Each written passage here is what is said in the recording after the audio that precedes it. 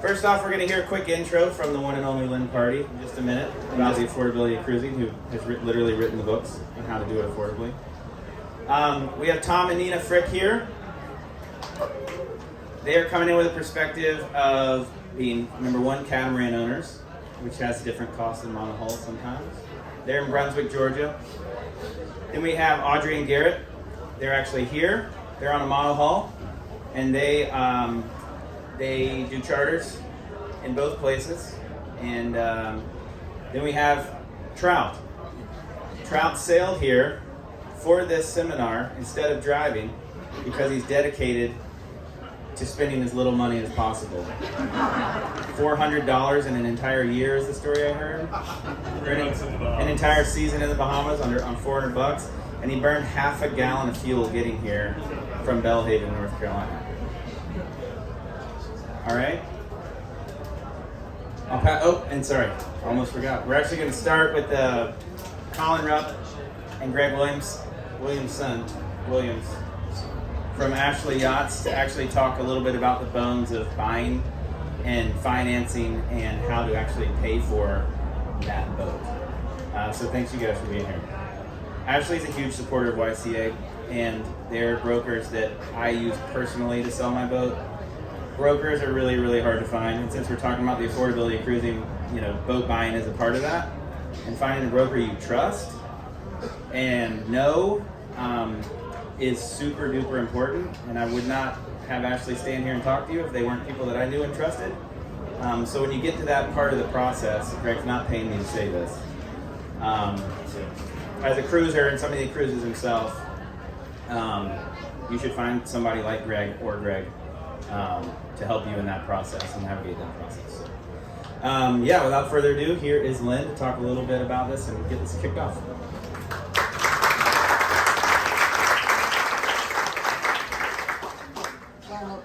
As somebody, can you hear me? Okay.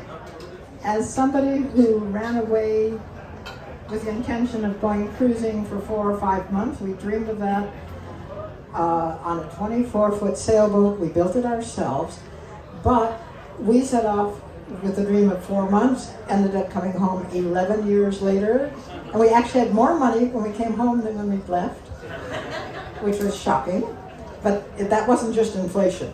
It was real. But all I can tell you is I am still meeting people out there, because I was just up in New Caledonia. I'm meeting cruisers who got out on very nice boats in the $50,000 and $60,000 range, and they're out there cruising. I questioned each of 3 different younger couples, and their budgets were $800 to $1,100 a month cruising through the Southern Pacific and down to New Zealand. It is still doable. It's still affordable, and it's up to you to learn how to enjoy it, but not skim. Remember, when we say enjoyable, these people are out there skin diving in the most amazing places in the world.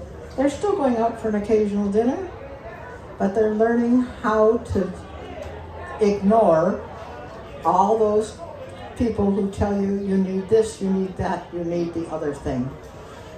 And they're not avoiding the expensive cruising areas because New Caledonia is French and food costs money there, but they're learning how to spend their money carefully and have amazing adventures. So I'll turn this over. I could spend hours talking to you about all of this.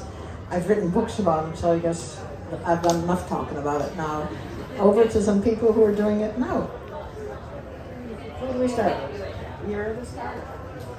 So, thank you, everyone.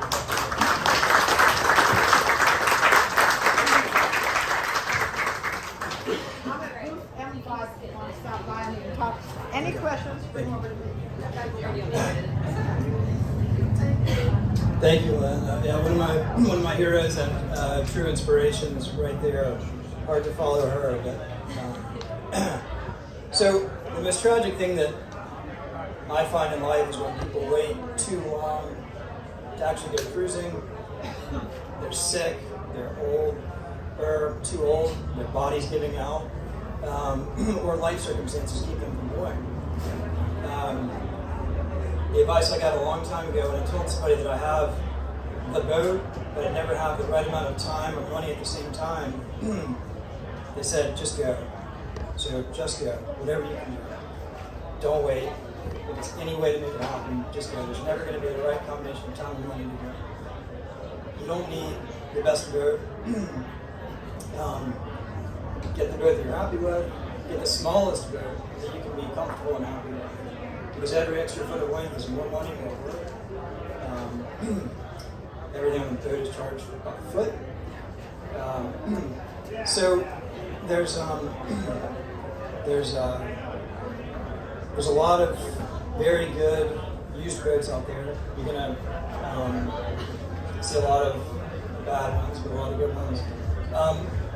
We're brokers. We help people make what we hope are good decisions, and it is important to have a broker to help you. We think. But a couple of our brands are doing some. A couple of our new boat brands are doing some special offerings to get people into a new boat. If a new boat is in the cards for you, it's not in the cards for most people. But if a new boat's in the cards for you, we have a couple of our brands. Yachts in particular has this X 4.0 Family Cruise Edition that is it's one of our best-selling boats. It's our smallest boat, the 4.0. It's just a little less than 40 feet. It's the boat comes in around €327 with a specific package that is all you need. And if you're not familiar with Yachts or whatever, check out our website. If you want some more information on it, email us. And then Colin's going to tell you about one of our other brands that's doing an equally great thing. Yes, so I'm here representing the XS Catamarans line. So it's a more entry-level performance cruiser out there. So they start at actually €394,000 for like a basic boat, but it gets you into a cat and whatnot. But also to harp on what Greg was saying about brokers, is working with the broker as a buyer, does it cost you any money? That commission is actually paid by the person selling the boat. And brokers, working with brokers, you have access to industry knowledge. They can look up comps, look up what a boat should cost, what industry trends are. So if you find that boat that's $200,000 and you think, oh, looks like a lot of money, it might actually realistically be like $120,000 or $100,000 because that's what it actually should cost. Everyone that's selling a boat wants to get the most money, and everyone buying a boat wants to pay the least amount. So if you come in with your budget, a broker can help you find a boat that fits your budget, but also you're not necessarily, you get on Yacht World, you're looking at these boats, you put in $50,000 as your cap, so you're not even looking at those $80,000 boats that are on there because they're just not in your price range. But though realistically, most of those boats in that $80,000 price cap most likely can be bought for $50,000. If you're working with a broker, you can look at the comps and everything like that, and they can help you with that. And also help you down the line when you come to sell your boat, or if you have questions or anything like that, or need local knowledge, brokers are here to help. So we have excess, as I said, this is a 38, this one's a 44 footer. But there's a 38 footer out there that starts at $395,000, which sounds like a lot of money. But you look at the same comparable lagoon, you're looking at like $100,000 more. In these boats, you can actually sail instead of motoring, and sailing is cheaper than motoring, even though it's one of the most expensive places. A lot cheaper to sail than it is to motor, and you don't spend money on diesel. Yeah, and there's financing options available. So if you don't have the money to pay outright in cash, financing is available. It's just like a house; you can put money down, lower a lot. And there's special financing out there. The markets are coming back to a normal rate, so interest rates are coming back down, so you can finance those boats. Yeah, XS has their own financing, unlike a lot of other manufacturers, so you get special rates and whatnot through XS. Yeah. So thanks, guys. Just enjoy the show. Keep the dream alive. Get a boat and just go. Come see us at the show. Yachts and XS will be down there. and we'd love to talk to you. Thank you, guys.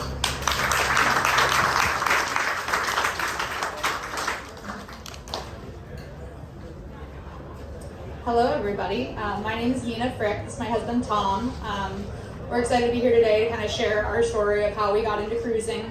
I think you'll find that if we could do this, anybody could do this. We're still very new at it. We're still learning the ropes. We're learning how much we don't know about it. So we left to cruise without leaving our jobs. So I think you'll find that from all of us, we all have a very unique story. I work in corporate communications, Tom works in IT, and we were able to buy our catamaran by selling everything, all of our land possessions. We did everything right. We went to college, we got the corporate jobs, we traveled a ton, we continued to get promoted, we had 3 cars, a big yard, a lot of work to do on the house. And in 2022, we kind of looked at each other and said, we've achieved everything we set out to achieve, why aren't we happy? Because we have no time to do the things that we really love to do. We love being on the water, we grew up in Florida, that's really our passion. So we thought, what an awesome thing it would be to live a different lifestyle, get rid of all of our junk. Because the junk is not bringing us joy, it's not making us happy. We knew we couldn't quit our jobs and just go sail away. We wanted to be financially responsible. So we decided that we needed 2 out of 3 things to happen. Either both of us got remote jobs, or we sold our house for what we thought we could get it for, or get the selling price that we wanted. I got a remote job, we were able to sell our house, and that allowed us to buy a catamaran. Catamarans are naturally much more expensive than monohulls. We bought a Lagoon 400. We love it. It's basically our floating condo. We go slow, that's okay. We live aboard with our 2 very large rescue dogs. And one of the things that was really important to us was not being tied to a marina. Marinas are very expensive. They can get expensive very quickly. So we looked for a boat that had a really nice setup of wind and solar, hydro generation, as well as a nice battery bank that could allow us to work all day remotely, even after several days of cloudy weather, because work doesn't stop, even though the weather isn't cooperating. A water maker was also really important. And then his job basically became make the internet work wherever we are in the world. So thank goodness for Starlink. And not only Starlink, but we have a pretty robust setup of cellular backup, because again, work doesn't stop when the internet stops. We have to log into Teams calls every day. So that was very important to us in our boat buying process. Internet and remote work from a boat, it looks the same as remote work from your house. We can be wherever we are in the world, and we sit at the table and we log into work every day. And it's a trade-off. It's not something that you can be in the most beautiful spot and want to go snorkeling all day, but we have to sit down at a computer for 8 to 10 hours and get the job done. There are also some considerations that we had very much about doing things DIY and living at anchor versus hiring a professional. Things on a boat can get very expensive very quickly. And so being really realistic about what our capabilities are and what we were willing to do ourselves versus what we needed to get help for, that was really important in setting our budget and making sure that we were going to be making enough to be able to afford this lifestyle. And the other thing I'll mention is the things that go wrong. Just last week we had Hurricane Lynn that came through. We were not forecast to have any bad weather where we were, and our entire solar array went flying in the middle of the night. So things do go wrong, and having a plan and having a backup for that was really important as well. And then I think on the flip side of that, planning for the fun things. We like to go out to eat. We like to go and explore new places and do kind of the touristy things. So that all costs money. Making sure that when we were planning our cruising budget, we had space for the things that we really liked. I would say that on average, our biggest expenses are our food and our internet. We spend about $250 a month for Starlink and our cell backup, which is honestly less expensive than it was when we lived at our house. And it's, quite frankly, more reliable, which is surprising. But I think just being really realistic about what you need and what you're comfortable living with or without, I think that's the most important thing. Like I mentioned, it is always a trade-off, and I think we got to go to the Bahamas this year. We had so much fun cruising the Abacos, and we loved it. But, and this is gonna sound silly, but sitting at a computer all day when you have the most beautiful backdrop behind you is really, really hard. And I know no one feels bad for you because you get to be in the beautiful places. But you know, for us, it is the way that we get to travel and the way that we get to explore new, beautiful, incredible places in a budget that works for us. And we're not sacrificing our careers to do it. And I think a lot of people, like, it's very scary to, you know, to sell your house and sell your land belongings and, you know, take a risk. But I think if you wait until you're gonna feel ready, you're never gonna leave. We definitely are not ready. We don't know much still, and that's okay. But you figure it out as you go, and you solve the problem that's right in front of you, and then you move on to the next one. And I think you'll hear from, you know, some of the other speakers who probably say very much the same thing. Getting out there and doing it is the most important thing, and you can do it on just about any budget. And for us, you know, remote work really changed the game for us. And again, happy to answer any questions about how we did it. We had fun kind of documenting it from inception to now, and happy to share any of that with you guys after this show. So thank you very much.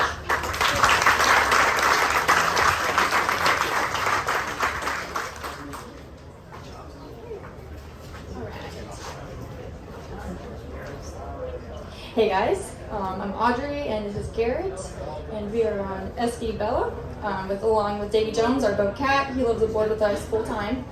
We came to talk about a couple different ways that we have both cruised in the past. We started together and, well, not together, but we both work in the maritime industry professionally full time, which transferred from us being on smaller, more simple boats, cruising not full time, to now living on SV Bella and cruising full time while working.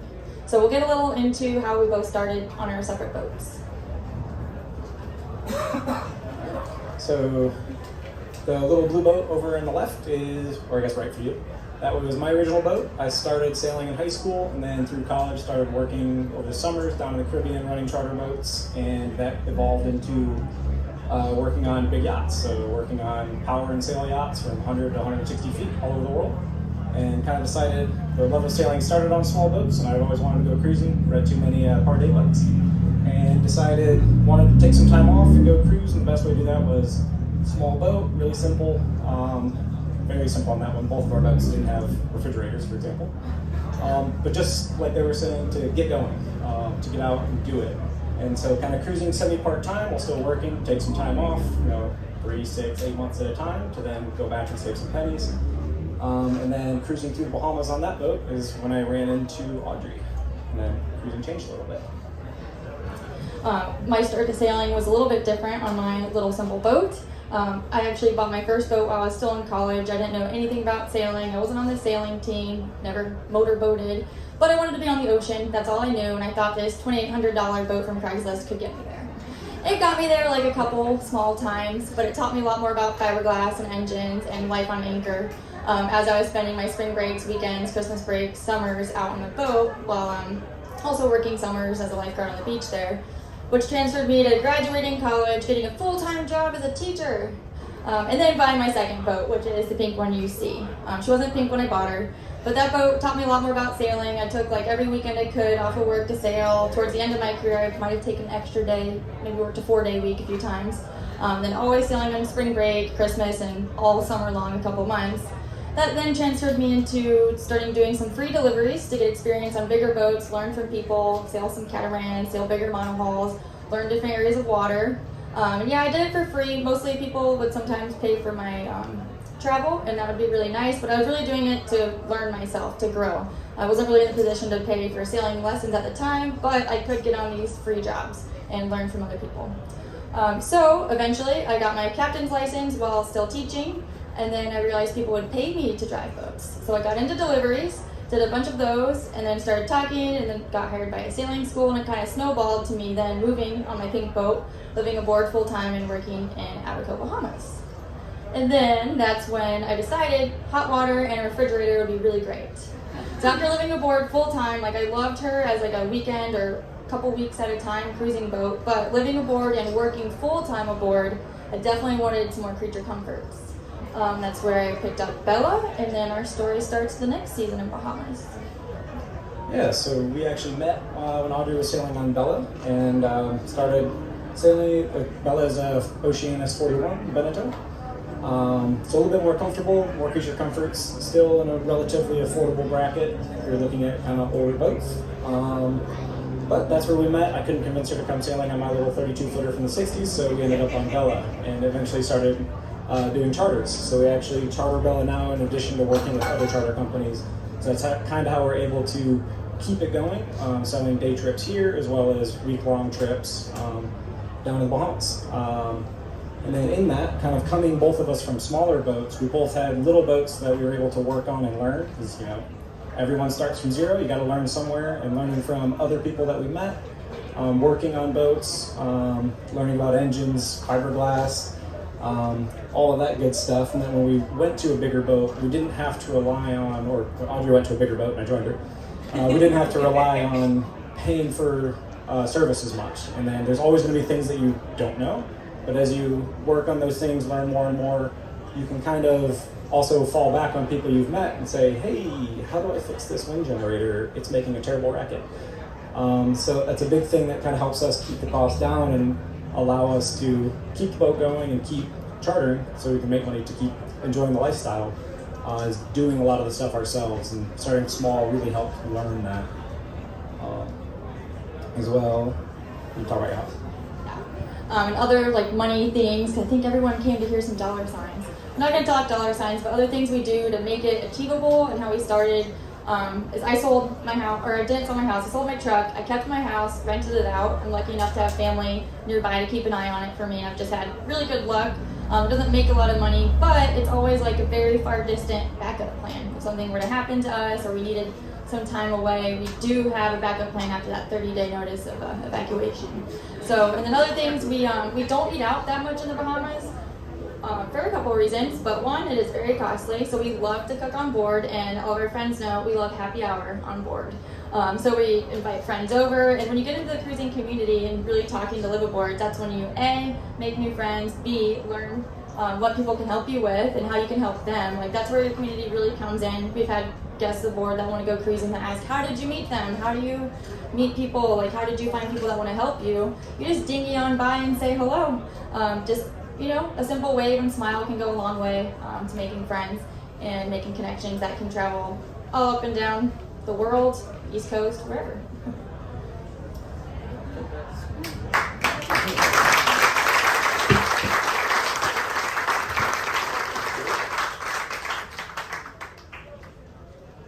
What's up, guys? I'm Trout. Let's see. I started sailing in 2021. December 31st, I moved onto my boat, and I've been on board ever since. I'd been walking across the country before that, and while I was on trail, I was on the Continental Divide Trail, and I was stuck in a snowstorm and realized I wanted to sit on a beach in the Caribbean drinking rum out of coconuts. So as soon as I got to the Mexican border, I flew to Florida. I bought a boat. I'd never been sailing before. I moved onto it 4 or 5 days later, and after 6 months of sailing around the bay, learning how to sail, I took off to the Florida Keys. Thank you. I showed up in the Keys, and after a couple weeks there, I ran out of money. So I did what any sane person would do when they run out of money. I sold my air conditioning unit out of the boat for $400, and I took off to the Bahamas. I got to the Bahamas with $400, and the check-in permit was $150. So I was immediately down to $250 and made it work for 3 months. Anchored out whenever I could. In 3 months of sailing, I burned right around 4 gallons of diesel. Most of the time the engine didn't work anyways, so I did the old-fashioned paddle on the bow. It was really nice having a small boat. But yeah, I was able to make it work for super cheap, and most people will tell you about the Bahamas. It's super expensive. You can't go there without being prepared, and it's true, you have to be prepared. And the way I prepared to go was bringing as much food as I possibly could.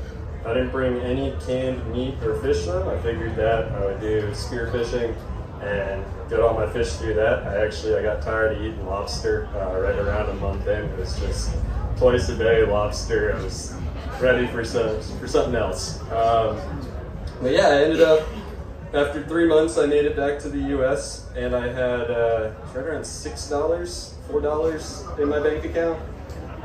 So I started working immediately, scraping boats and just doing whatever I could. And a few months later, I ended up selling that boat and buying a 33-foot Cape Dory. And with big plans to restore it, I got it for $5,000. If you know anything about Cape Dories, it's an incredible deal. And there was a lot to do to the boat, non-skid. There was no non-skid on the deck, no lifelines. And I had big plans to do all this stuff. But then I went and sailed a friend's boat to Mexico, and when I got back, I wasn't ready to work. I wasn't ready to work on the boats, so I just took off. And I still have to put non-skid on the deck. It's been 3,500 miles and a year and a half now. But yeah, you can absolutely go cruising cheap. Most of the boat projects can wait. There's certain things like your sails, your rigging, engine's not so important, but you have to keep your boat floating and moving forward. And other than that, spend the money on what makes you happy and go cruising. Thank you very much.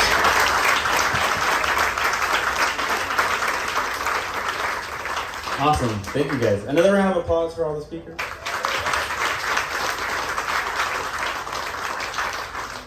I took a couple notes to reiterate a couple things. One was experience makes it more affordable. There's no doubt about that. I think everybody here agrees with that, right? Like, the more you do yourself, it gets more affordable. So your first year cruising is probably going to be your most expensive. You're going to buy a bunch of stuff for your boat, number one, and you're going to pay more people to do more things. And then within a year or two, you realize that it took you no time to fix that little thing about your refrigeration or to swap something out about your bilge pump. You've done it once and it's so easy after that. The other one is you can go on any budget and any experience. It'll just impact the cost, and it's all relative to you as an individual. There's a couple different perspectives here. Even Tom's catamaran is not a cheap boat, but it's their full-time home. And inherently it's going to cost them more to maintain and keep up. And that's great. And then we have the other perspective of $400 an entire season, which is awesome and fits everything that Trout wants and needs, I guess, right? So you can ask specific questions to specific speakers that maybe you relate to most in the Q&A here in a sec. You can sell your house, keep your house. There's no secret recipe. If you're sitting here thinking, what do I have to do to go cruising? You're asking the wrong question. Because there is no I have to. There's just whatever you want to do and figure out how to make it work. The last one is cruising before retirement is not just for influencers. It's affordable. It's achievable. If you want to do it, just go do it. Cool. Let's do some questions. Oh, all right. This one came up first. Winner. So for the first couple, so we've been in a very similar situation to you guys, and we're in a corporate world, and keep working, keep getting promoted. So what was the conversation like with your current employer about working remotely on a boat? Did they not know? The question was, what was the conversation with the current employer? Yeah. Or do they not know? Yeah. You guys know. And we're also we'll answer this question quickly. Tomorrow we have an entire seminar on not leaving your job to go cruising. We're going to go really in depth into working while you're underway and what it means to not leave your job. So we'll make this one quick.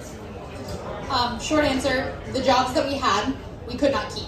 They were in person. We had to find different jobs that were fully remote. We worked for a power company, so it was very much in person all the time, storm rolls, a lot of travel, things like that. But for us, my employer they're none the wiser because the internet works from wherever I am. So it quite frankly, and I don't think yours does either. They don't even know. That was the question, because even with remote, now employers are getting very hot on where you're located and if you're moving around, even though you're remote. So I just wanted great chat. Yeah, thank you. Yeah, companies are definitely starting to expect people to come in the office more, and if that's a company you work for and you want to go cruising, you probably want to start looking for a new job. All right, cool. One over here. For those of you who are not working for a company, like healthcare, unfortunately, U.S., no centralized as medicine. Like, I saw some brokers selling health insurance. Like, I don't want to just be like, oh, we'll wing it. Like, that's not realistic. So what do you think? Do you have kids? Nope. Okay. All right, well, we'll let a couple people answer because there's a couple options, okay? There's a couple options. I went the cheaper route. I did have health insurance through Cigna Global. I was able to get a catastrophe plan that was $50 a month, $10,000 copay, and I ended up in the ER and just didn't use insurance because it's just cheaper in other countries usually. Kind of off of that same one, depending on where you're cruising, some countries are significantly cheaper, even for great care. Even when I was working on big yachts and they provided insurance for me, I almost never used it because getting prescriptions would be $14 out of pocket. Other things, there are travel insurance agencies that can help. Divers Alert Network is one of them. It's a little sneaky, but they will cover like evacuations, emergencies, things like that if you go on a long dive trip. So there are other travel insurance options as well. So to piggyback off that, there's one called Genki. It's only $50 a month, Genkie. Just look through that policy really closely. It's really a travel insurance. Caroline and I, for the last 14 years, I've had a policy called Geo Blue. It's backed by Blue Cross Blue Shield. It's a legitimate insurance company. We went through 2 births of children with that insurance policy. It's about half the cost of an American Obamacare policy, but you have to be out of the country for 3 months a year. So if you're planning on cruising, you're going to be gone for 3 months a year, your policy options get greater. If you just want to keep your home policy, you're probably wasting money if you're going to be gone for 3 months a year, but you can also use, if you're a PADI diver, Maui diver, there's lots of life flight options through some of those things. So if you want the name of the person that can get you the Geo Blue policy, just find me. I really like to see people tell. Cool. Right here. The second couple. You guys are doing a charter business. Can you share more about how that works and like, are people staying then on the boat with you and how do you host them and share a bit more? So for those in you back, the question was for Garrett and Audrey. They're doing a charter business. How do they do it? Are people staying on the boat? And yeah. So our boat's 3 cabins, so we do overnight trips. That's actually our target clientele, are people that want to be doing this or want to try out cruising without full-on committing, or want to grow their skills to get ready to cruise. And so we have 3 cabins, so we're able to sell 2 guest cabins on that one. And we also work with a catamaran owner to have more space available or people wanting to learn on a catamaran. But Annapolis has been primarily day trips for us. We do have a multi-day trip coming up after the show. Typically a week-long. With people island hopping through Abaco. And how do you find the customers? Hoping it's some of you. Okay, we're on Instagram, we're on Facebook, and we have a website, bellicruisingexperience.com, or Instagram, Bella Cruising Experience. We just pay all the money for all the ads. Don't know if it's working. It's working. If you see a catamaran ad pop up after the boat show, you'll probably know it was us walking too close to you. Cool, one in the back. As a couple who are going to be working full-time on a boat, how much would you trade off comfort versus performance? Let's say you're doing this success, what would you... Did you say living or working full-time? Living and working full-time. Like working remotely. How much would you trade off comfort and performance? And that's a good question because it's hard to find both. Yeah. Really hard. Catamaran question mainly. You're interested in a cat. Why don't you talk about the comfort of a lagoon, and then I'm gonna let Greg talk about Colin talk about how you find performance. We are by no means a performance boat, and we go very slowly. We joke that it is our floating condo. For us, that's very comfortable. We have 2 big dogs. We wanted the space. That going fast was not a priority for us, so it's the right fit for us. But not to say that there are not boats out there that are much more performance focused than a lagoon or a production boat.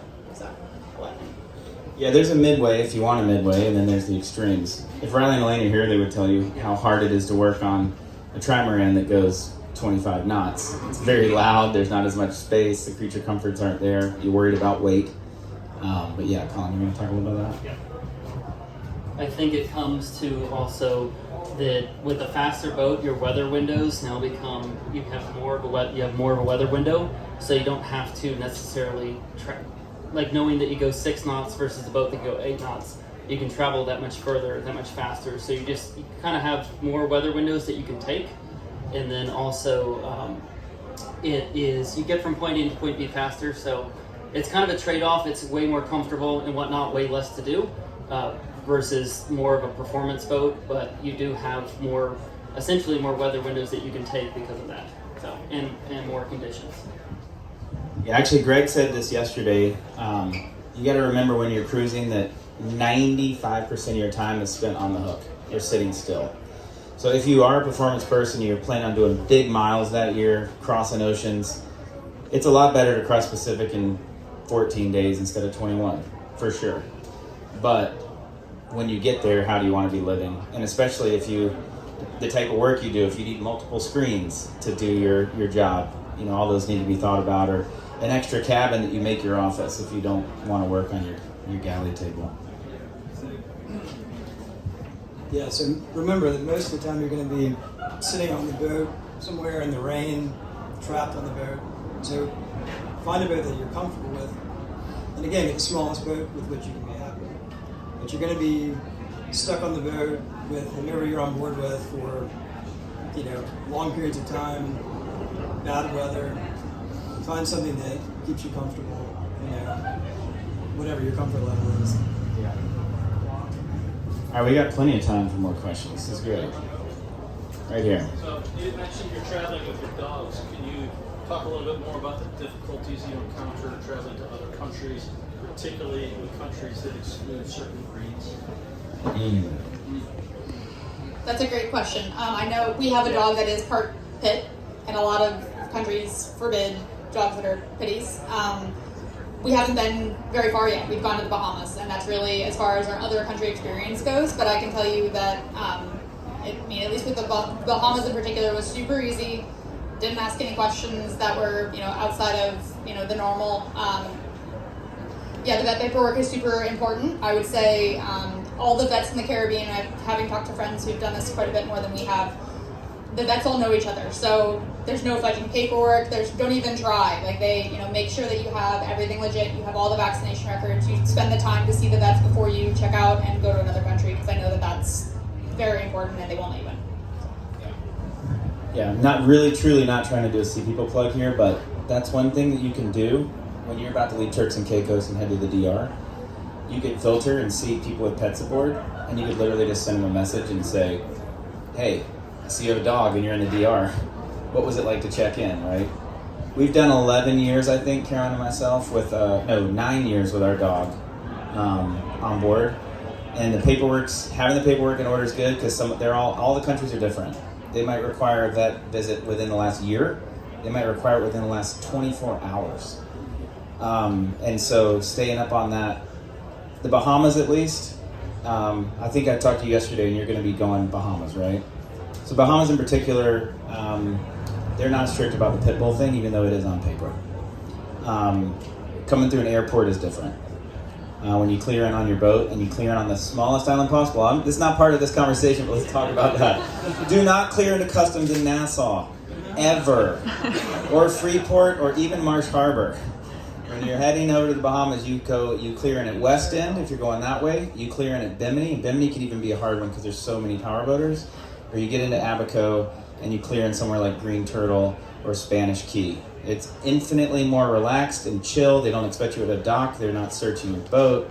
Not that you should break rules. I'm just saying your life is much easier the smaller the place you check in. So stay away from the big towns and cities when you clear customs. On that note, what sort of online resources do you have to be able to check that kind of information? What do you guys use? Question was online resources. Where do you check that information? Noon site is a good one. That's a good website that you can see dog information on. Wellington for dog check-in. Wellington dog check-in. Oh, in the Bahamas, yes, yeah.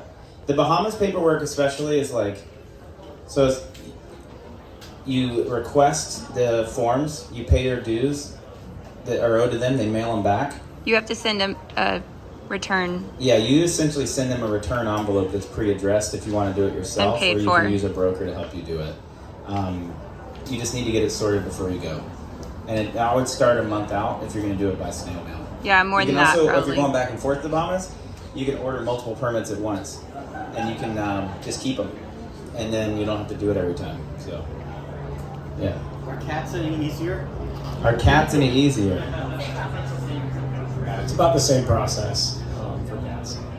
Yeah, and since we had a lot of animal questions, a lot of people go down to the Bahamas, and especially the Caribbean, farther down in the Caribbean, Antigua being a big one, and fall in love with potcakes, the street dogs, the local dogs, and try to take them home, and that's totally doable too. You can't get back in the States until they're all vaccinated, and they'll check them a little bit closer, but you can export a dog while you're cruising, or a turtle.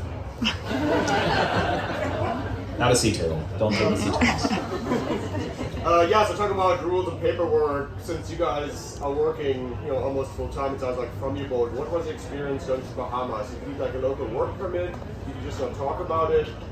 Did you talk to did you talk to like your US tax advisor about how that affects your, tax situation? Ooh, okay, so we're gonna try not to give specific advice here, but generally what you do, and maybe then all this could be off the record and we'll delete it, of what actually happens. But here you go. We're very book on our business. We're a Florida business, so business license in Florida, but we both have Bahamian captain's license, so that allows us to be in the Bahamas for the full calendar year, and then also to run the boats that are listed, and we also have a foreign charter license for the boats that we're running. So it's just this whole thing. It's basically when you check in with customs, you do something differently. You check in as a charter boat, and you have to have Bahamian captains run it, which is pretty easy to do with if you're already licensed in another country. The answer. I was more thinking about the office type work rather than You didn't do Bahamas this year, or you did? Yeah, did. We were there for such a short period of time that it wasn't a factor for us, but it is a very important thing to consider, to look at what your employer and what country you're going to, because it is different. Yeah, so off the record, everybody's got different. Caroline actually might be able to speak to this the most, as somebody who does payroll for a lot of foreign employees, but number one, as an American, if you're gone for 360 days, you can start to look at claiming foreign earned income. So depending on who you work for, where they're based, are you self-employed, your tax advisor can help you with foreign earned income. We got that 1 year, and it was the greatest thing that ever happened in my life, because you literally pay 0 federal income taxes. But yeah, don't tell is pretty much the rule. I think, if you're working remotely from your boat, I don't know exactly. I mean, maybe you could speak to the Bahamas, but for the rest of the Caribbean or other countries, I think you're better off just being in your boat working and not talking about it at the bar, not talking about it anywhere else. Yeah. It'd be a hard thing to track down. I know we got another one. Come on. All right. What's your biggest expense besides, biggest unplanned expense that you guys have annually that you might plan for, but you just don't know what that money is going to be? So what's the biggest unplanned expense was the question, especially one that you might actually plan for, like the topic of the expense, but not knowing what the dollar amount's going to be until you actually get into the moment. Boat repairs. What does that look like? Boat repairs. Boat repairs. Yeah. Boat insurance. Boat insurance? How to get it? What do you? Do you get it? Do you have it? Do you have boat insurance? With a head nod. Trout says no. Yes. Yes. So the deal with boat insurance right now is you are not going to be able to go into a decent marina, and you definitely will not get hauled out and into a boatyard without at least liability insurance. We dropped our insurance last year. They would not let us stay in Florida with our insurance plan. They wanted us to go just over the border to Georgia in a place that was not nearly as safe for hurricanes. And so we made the decision that we thought the better idea for our boat was to stay in a safer place in Florida with no insurance than to go somewhere much more exposed. And so we dropped, and it was a terrible policy. It wasn't good. Our boat's older. It goes kind of fast. It's not a very insurable boat. We dropped it, but you had to get a liability. And you will never get into a boatyard. They will not haul you without liability insurance. So if you choose to go uninsured, you at least have to plan on getting liability insurance, which is going to be, for most smaller cruising boats, is going to be, even that in of itself is probably going to be $1,000. And you might get a full policy for $2,500. It's getting harder though. A year, annually. So yeah. I got a question for Greg about financing the boats.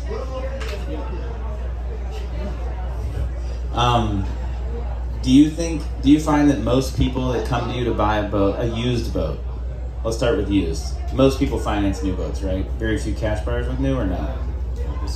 Okay, but most people that are in a used boat budget, are they typically cash buyers, or are they typically trying to find a financing option? It's funny. The thing that I've always found interesting is that some of the most expensive boats we sell, people are paying cash. Some of the least expensive boats, people are trying to finance. It's easier to finance something below certain milestones, like $100,000, without proving income and that sort of thing. Back to the insurance thing, something a lot of you are going to be faced with is difficulty getting insurance if you've never owned a boat. So the insurance companies are looking for boat ownership experience, not just boating experience. So you should be prepared for that and compile everything, your life experience with boats, if your family had a boat, or whatever, because it's not the end of the world. You can still get a policy bound, but they're going to require a captain for a period of time or whatever to be on board with you, and that's going to cost you money. If you have a friend who's a captain and whatever, so something to think about. Yeah, it's really hard to finance a boat if you're planning on chartering it too, just an FYI. Most of the banks that will finance your boat don't want it to be in charter. We ran into that a long time ago, and that hasn't really changed. So it's better to get the financing policy, use the boat, enjoy the boat, and then make a decision maybe later that you want to get chartered, unless it's explicitly excluded in your policy. In your mortgage book. There's one quick hand. We're over time, but let's do it real quick. For how many years are you financing a used boat? For how many years are you financing a used boat? How many years can you finance a used boat? Yeah, 20-ish. But there's people here at the show in the tent that can tell you everything about financing really well. I think in this tent right over here, about the rates and everything. But it's about 20 years, I think, 15, 20 years. Yeah, they're definitely treated differently than cars that are normally 5 or 7, but not as long as houses. If you're financing the boat, just be super careful, because boats are typically depreciating assets. So you don't want to finance to a point and then be like, oh my gosh, we still owe a lot more on this boat than it's worth. So huge round of applause for all these speakers.